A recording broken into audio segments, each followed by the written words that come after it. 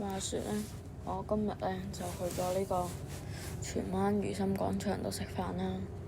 咁我食完飯出嚟之後呢，應該係中午嘅時候，就有一批人突然之間衝出嚟影巴士，影呢個好似係53號嘅巴士。咁佢哋突然之間好多人都衝咗出去馬路，咁我就好心咁提醒佢哋啦。但係唔知點解呢，佢哋係會講粗口鬧，因為勁大聲嗰隻。咁我之後都冇理啦。咁我之後都遠離咗佢哋。我行咗一個較後嘅位置啦。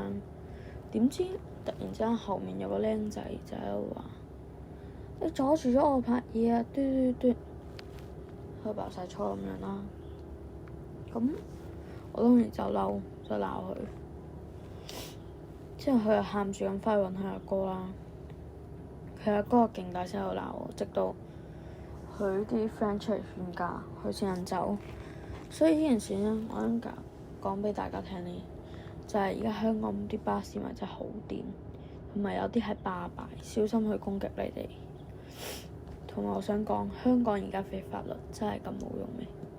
連啲小朋友都可以衝出馬路，